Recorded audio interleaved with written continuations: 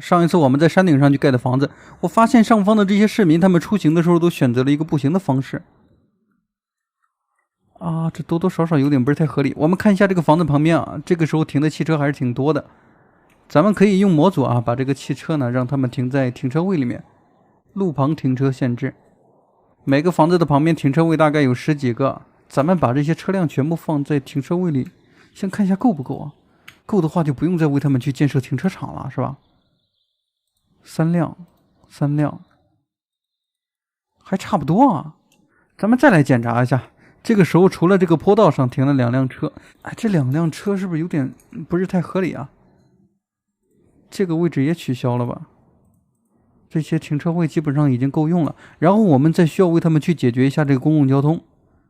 本來我觉得這個公交車他們沒有必要上來，好像確實沒有必要上來。那這樣啊，我們先為他們建設一個纜車站，讓這些市民乘坐纜車去上下班的話，會不會稍微方便一點？放在這兒吧，放在這個山頂上，看一下效果啊。哎，這個纜車的話，哎，旁邊有一部分的高山，它應該是不會穿模的。咱們試一下啊，先延伸2段，還可以。我們只需要把這個旁邊的土地去給它稍微平整一點點，甚至還可以在這裡去加一個全新的停車位。哎，現在好多了啊！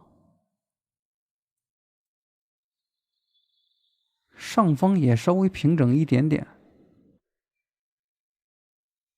OK， 再從這個位置看一下啊，我們只需要去建設下一個纜車站啊，然後這個纜車就會自動運行的。下一個纜車站的話，研究一下，咱們看一下地圖的全景，把它放在哪兒？在旁邊的這個工業區呢，它有一個公交車站。公交車站在這個位置，乘客現在25，然後這個乘客，哇，這公交車好像有點不是太夠用啊。我們先把遊戲暫停，然後通過這個公交車的線路呢，把公交車從2輛提高到4輛，現在差不多了。然後呢，我們把這個新的纜車站啊放在工業區的旁邊。嘿嘿，哎，直接把它放在墓地裡面怎麼樣？研究一下啊，去看一下效果。但是前方它好像沒有這個圍牆，這樣啊，咱們把這個纜車呢，再向左邊去移動一點點，把它移在這兒。現在怎麼樣？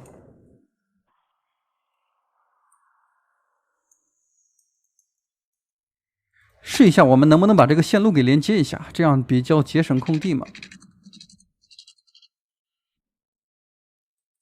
哎，倒是可以連接啊，就是這個角度的話，這個角度好像也沒有什麼問題。咱們再把遊戲繼續啊，去檢查一下有沒有纜車出動呢。OK， 終於有了第1輛纜車，來，我們以第一視角來跟隨一下啊。路途中，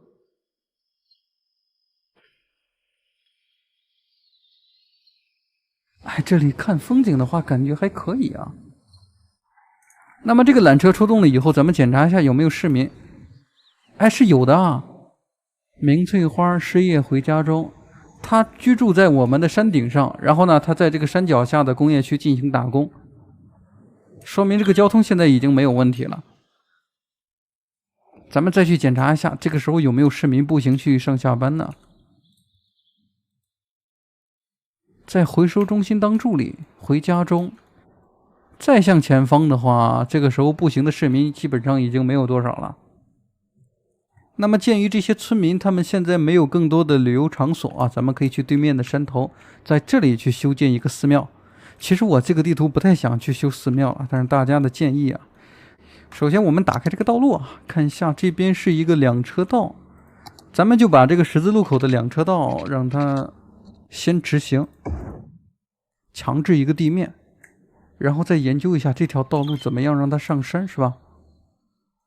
哎，這裡好像有一束光發出來了，是吧？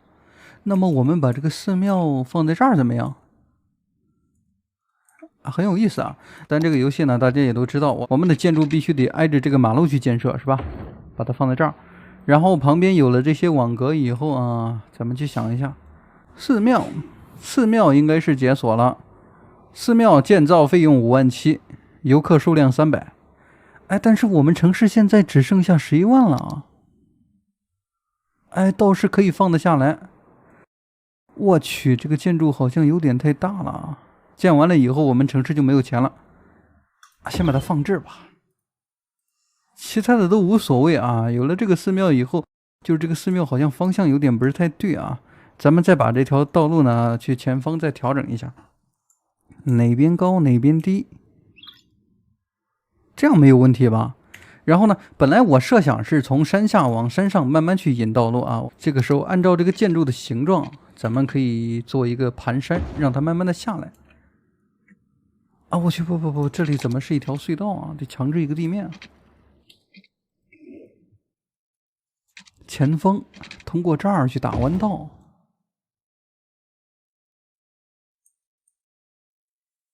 這個坡度有點不是太合理啊。然後呢，咱們再接着往下去走 Z 字形。這高度可以暫時先不調整，等一會兒我們把這條馬路徹底給延下來以後，然後再做一個小平滑。現在先忽略這個問題。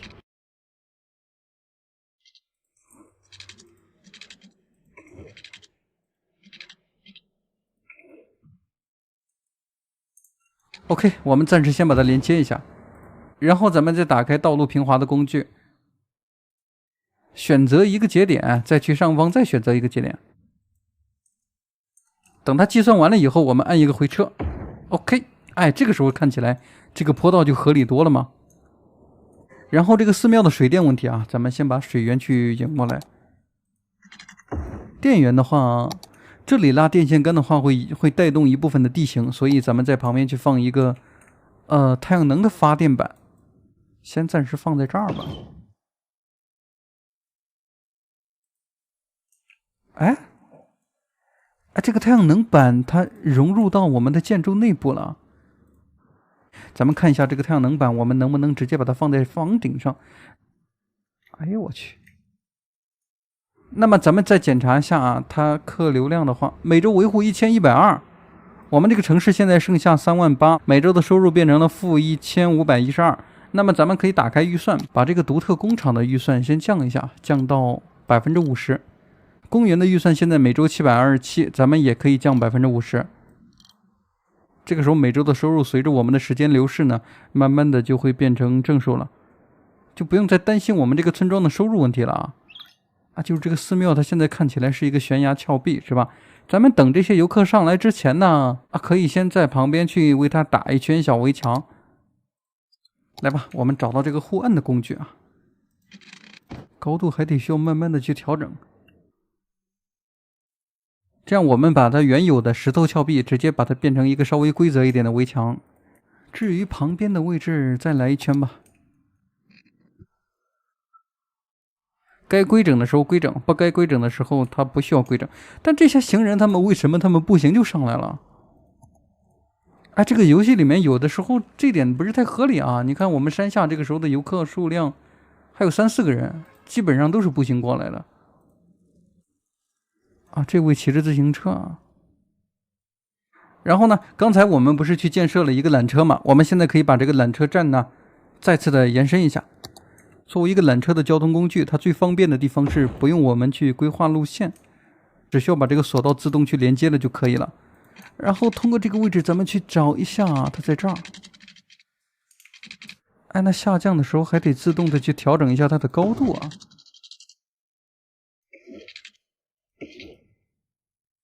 OK， 倒是連接了。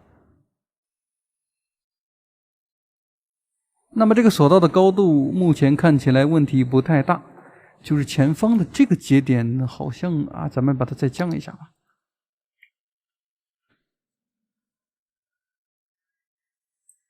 然後咱們再來到上方看一下這個纜車站旁邊，可以適當的為他們增加一個停車場啊。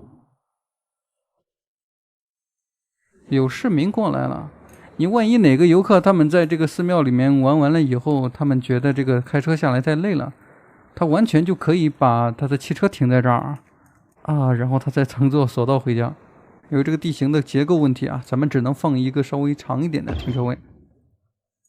你看，這就很合理嘛，特別是這個停車位啊，這個汽車如果剎車不太靈活的話，它容易發生一些不太安全的問題啊。咱們把這個刷子大小按照前方馬路的高度，把它多多少少去平整一點點。